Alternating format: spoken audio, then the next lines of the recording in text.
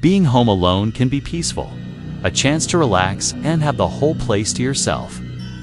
But sometimes, that peace is shattered by something unexplainable, something terrifying. Tonight, we're diving into 3 true stories from people who experienced absolute horror when they were home alone. Make sure your doors are locked for this one. Our first story comes from a user named Chloe, who is house-sitting for her wealthy aunt and uncle in a large, isolated house. One night, she was watching a movie when she heard a faint scratching sound from the hallway. At first, she dismissed it as the house settling, but the sound grew louder, more insistent. It sounded like nails dragging along the wooden floor. Her heart started pounding. She muted the TV and listened. Silence. Then, a slow, deliberate creak from the floorboard right outside the living room door. Chloe froze, her eyes glued to the doorknob. Slowly, it began to turn. She didn't wait to see who or what was on the other side. She scrambled out the back patio door and sprinted to her car, not stopping until she was miles away. The police later found the front door unlocked, with deep scratch marks all along the hallway floor, but no one was inside.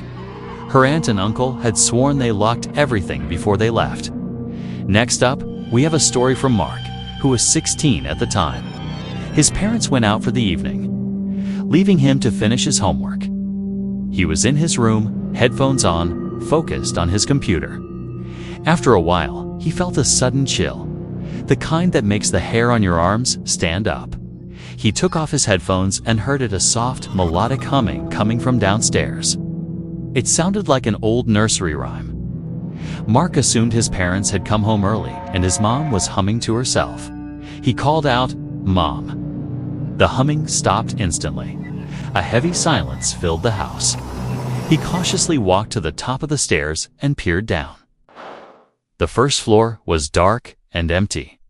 As he stood there, a whisper seemed to curl up from the darkness below, clear as day, saying his name, Mark. He slammed his bedroom door, locked it, and hid in his closet, calling his parents in a panic.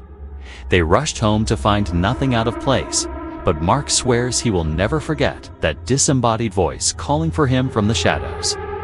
Our final story is from a woman named Sarah, who lived alone in a small ground-floor apartment.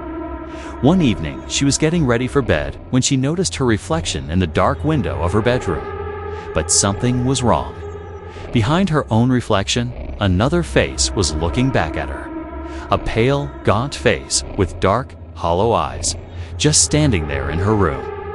She spun around, but there was no one there. Terrified, she convinced herself it was a trick of the light, her mind playing games. She tried to go to sleep, but she couldn't shake the image. A few minutes later, she heard a tap on her window. Tap, tap, tap. She looked over, and there it was again. The same pale face, but this time, it was outside. Its nose pressed against the glass, a twisted smile spreading across its lips. It slowly raised a hand and tapped on the glass again. Sarah screamed and called 911. By the time the police arrived, the face was gone, but they found distinct handprints on the outside of her window pane. She moved out the very next day. Being alone doesn't always mean you're safe. Sometimes the real monsters are the ones trying to get in. What's the scariest thing that's ever happened to you when you were home alone? Let me know in the comments. Thanks for watching, and remember to subscribe for more chilling true stories. Stay safe. This story comes from a Reddit user, and it's one of those experiences that will make the hairs on the back of your neck stand up. It happened when she was just 16, home alone for the weekend while her parents were out of town. The first night was totally normal.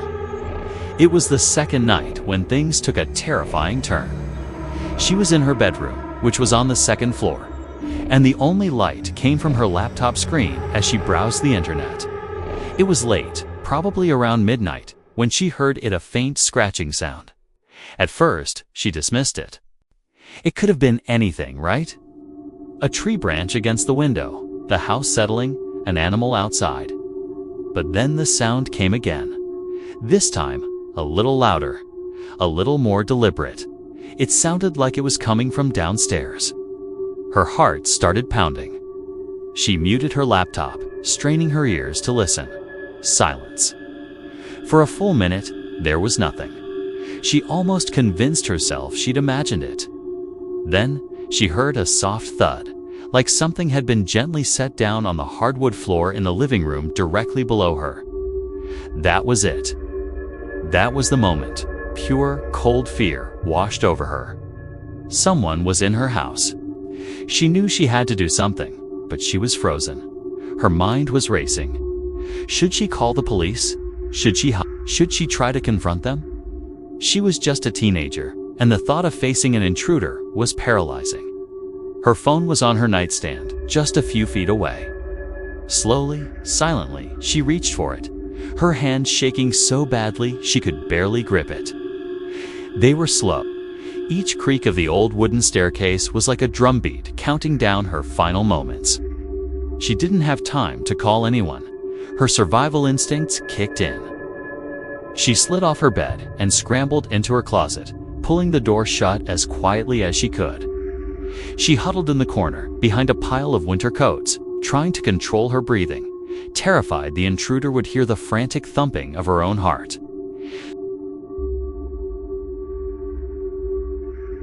She could hear them moving down the hallway, getting closer and closer to her bedroom door.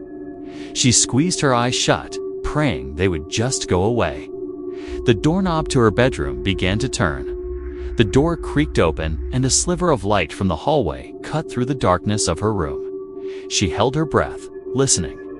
She could hear the person moving around her room. The soft rustle of clothes as they presumably looked through her drawers.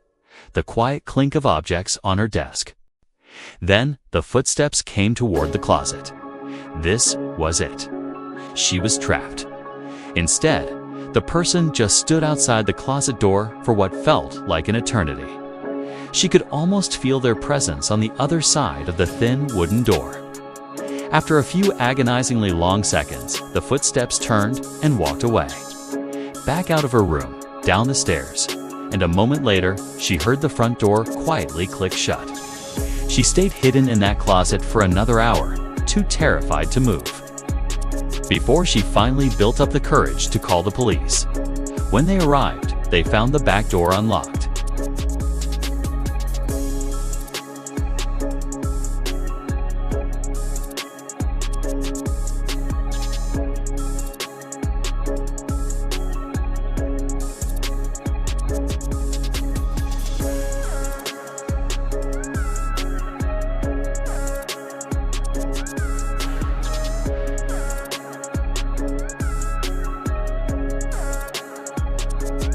Someone was in her house, and they left her a message. Thanks for listening to this terrifying story. If you have a creepy experience you'd like to share, let us know in the comments. Don't forget to like and subscribe for more chilling tales. Stay safe out there. Being home alone used to be my favorite thing. I could blast music, eat whatever I wanted, and just enjoy the peace and quiet. That all changed one Tuesday night. I was a senior in high school, and my parents had gone out for a dinner party. They wouldn't be back until late, so the house was all mine. Around 9 p.m., I was curled up on the couch, binge-watching a new series, completely engrossed. That's when I heard it, a faint scratching sound. At first, I brushed it off. It was an old house. Old houses make weird noises. But then it came again, louder this time, and it sounded like it was coming from the back door. It was a distinct scratch, scratch, scratch, scratch, scratch, like someone was methodically dragging their fingernails down the wood. My heart started to pound. I muted the TV, and the silence that followed was deafening. I strained my ears, listening. Nothing. Maybe it was just a tree branch scraping against the door in the wind. Yeah, that had to be it. I tried to go back to my show, but my eyes kept darting towards the hallway that led to the back of the house. I couldn't focus. The creepy feeling wouldn't go away. Just to ease my mind, I decided to go check. I grabbed the heaviest thing I could find, which happened to be a thick textbook from my backpack, and tiptoed down the hall. My hand was shaking as I reached for the light switch.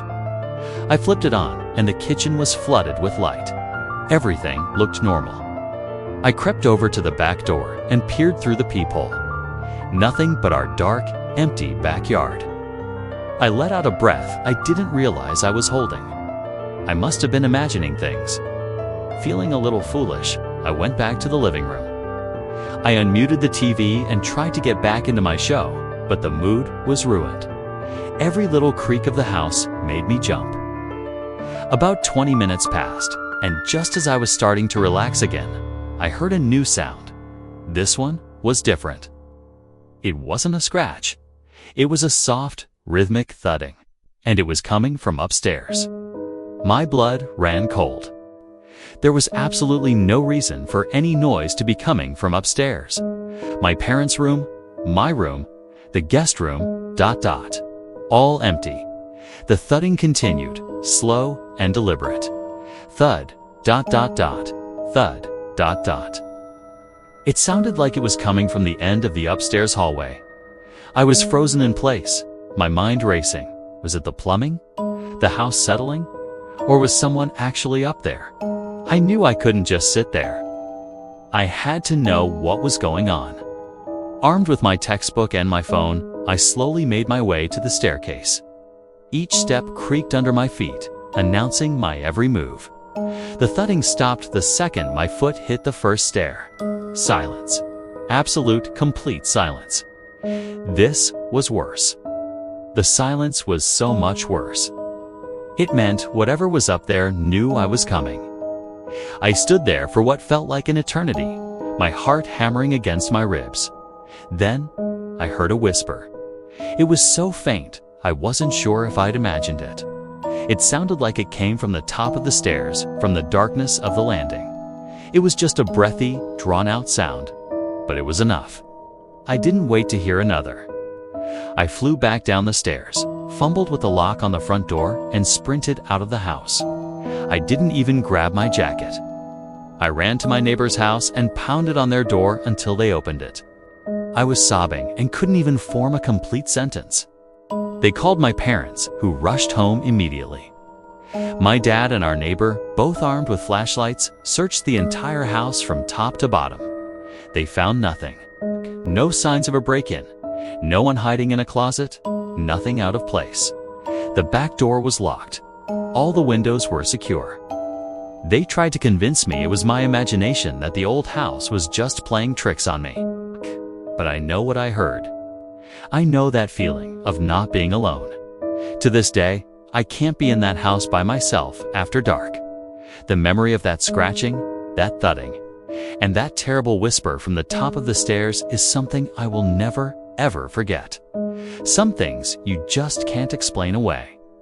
Thanks for listening, and remember to double-check your locks. Stay safe out there.